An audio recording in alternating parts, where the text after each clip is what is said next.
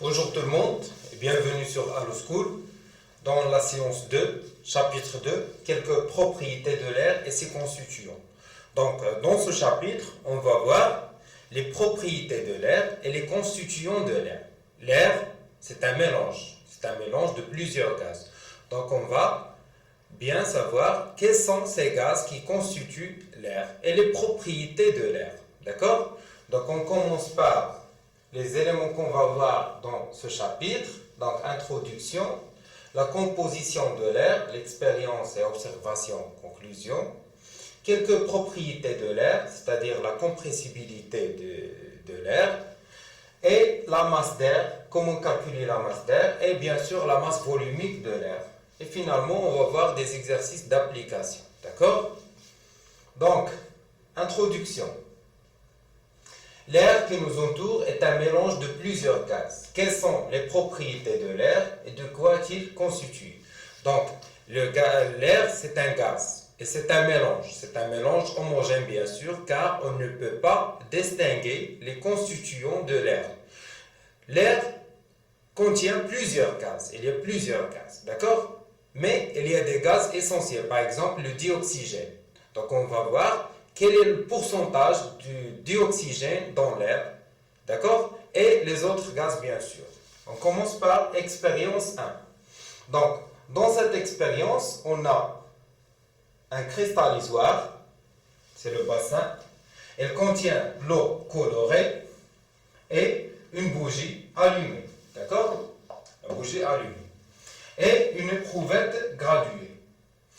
On dépose l'éprouvette graduée sur la bougie. Après quelques secondes, on observe que l'eau monte dans l'éprouvette de 1 sur 5. Elle prend la place du gaz consommé. La bougie s'éteint, pas d'oxygène. Donc on observe que l'eau monte de 1 sur 5 du volume de l'éprouvette. Par exemple, voilà le volume de l'éprouvette graduée. L'eau monte de 1 sur 5. Donc, par exemple, voilà le volume total de l'éprouvette. Donc, 1, 2, 3, 4, 5. Donc, l'eau monte de 1 sur 5. Voilà, jusqu'à ici, avec la bougie, bien sûr. Donc, pourquoi l'eau monte dans l'éprouvette? Pourquoi? Parce qu'il y a un gaz qui est consommé par la combustion de la bougie. Lors de la combustion de la bougie, elle consomme un gaz. Le gaz qui nous aide à la combustion, c'est le dioxygène. Donc, c'est le dioxygène qui est remplacé par cette quantité d'eau. Donc, on peut conclure que le pourcentage de dioxygène dans l'air, c'est le 1 sur 5. 1 sur 5, c'est-à-dire, c'est par exemple, l'air, c'est 100%, la quantité d'air, c'est 100%, donc 1 sur 5, c'est 20%. Donc, le pourcentage du dioxygène dans l'air, c'est à peu près 20%, mais la valeur exacte, c'est 21%. Donc, le pourcentage de dioxygène dans l'air, c'est 21% dans l'air. D'accord? Donc, voilà, observation. L'eau monte dans l'éprouvette de 1 sur 5. Elle prend la place du gaz consommé. La bougie s'éteint, pas d'oxygène. Conclusion. L'air est un mélange homogène de nombreux gaz, mais ses principaux constituants sont le dioxygène avec un pourcentage de 21%, le diazote avec un pourcentage de 78%, et d'autres gaz comme le CO2, le dioxyde de carbone, l'argon, le krypton, le monoxyde de carbone. Il y a plusieurs gaz dans l'atmosphère, mais le pourcentage de ces gaz est très faible par rapport au dioxygène et diazote.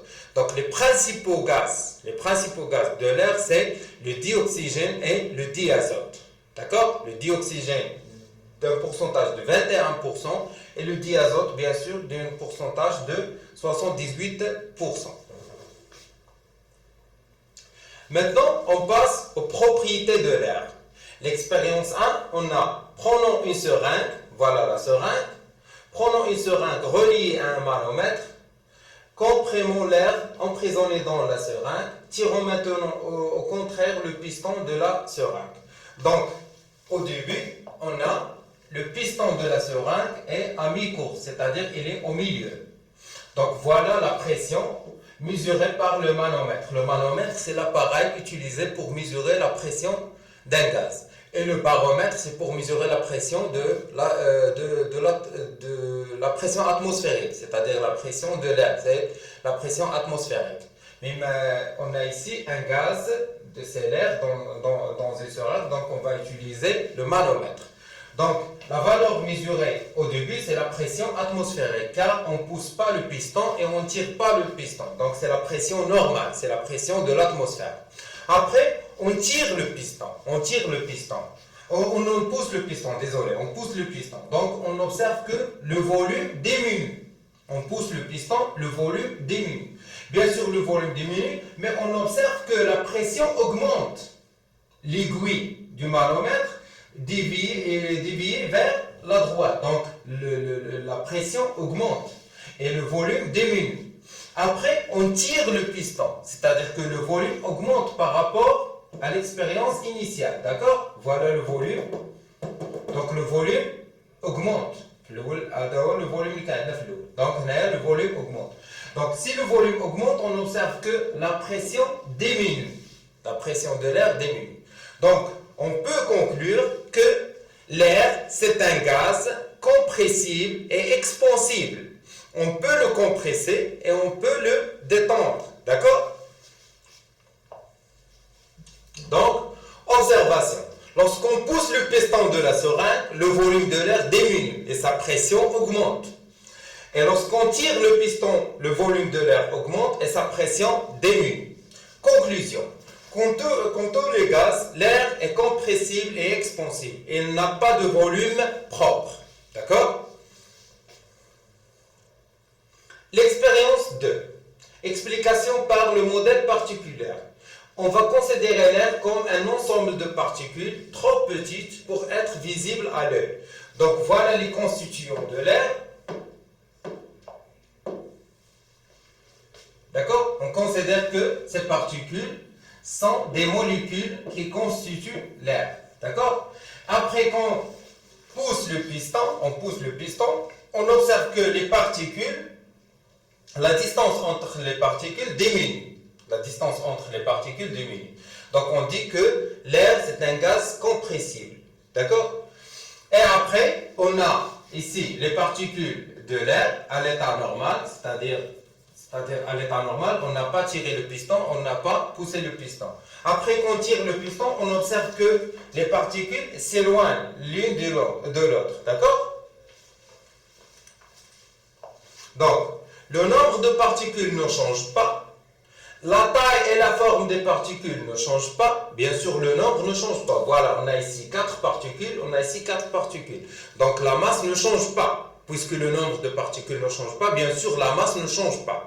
C'est seulement la pression et le volume qui changent. Mais la masse se conserve. D'accord? La taille et la forme des particules ne changent pas. Bien sûr, la molécule, si on pousse la molécule, sa taille ne change pas. Bien sûr. C'est seulement la distance entre les molécules qui change. Quand l'air est comprimé, les particules sont moins espacées. C'est-à-dire l'espace entre les particules diminue. La distance entre les particules diminue. Conclusion. Quand l'air est comprimé, les particules sont moins espacées, le volume occupé par l'air est plus petit, et donc la pression est plus grande. Bien sûr, si le volume diminue, la pression augmente. Voilà. Toujours, si le volume diminue, la pression augmente. Et le contraire, et si le volume augmente, toujours la pression diminue. Toujours. D'accord? C'est pourquoi une petite bouteille de plongée peut contenir plusieurs centaines de litres d'air. D'accord? Pour les gens dans les mers et les océans. La bouteille de gaz peut contenir des centaines de litres d'air. Pourquoi? Parce qu'on comprime l'air dans ces bouteilles pour les utiliser pendant des heures. D'accord? Donc, voilà pour l'air. Et maintenant, on va parler de la masse d'air. La masse d'air. On pose un ballon bien gonflé sur le plateau de la balance et on mesure sa masse et noter sa valeur M1. Donc voilà le ballon sur la balance. La masse est 404,3 grammes. Après, on récupère 2 litres d'air. Comment on récupère 2 litres d'air? Donc on a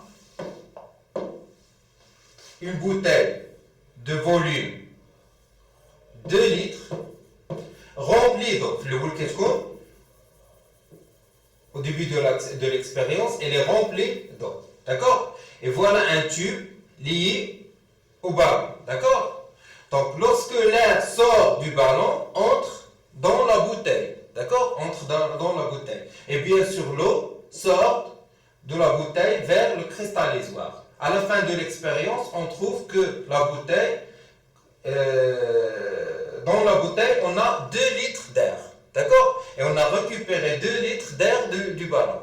Après, on mesure la masse du ballon. On trouve c'est 401,7 grammes. Donc la masse diminue. Bien sûr, pourquoi la masse diminue? Parce que la quantité d'air dans le ballon a diminué.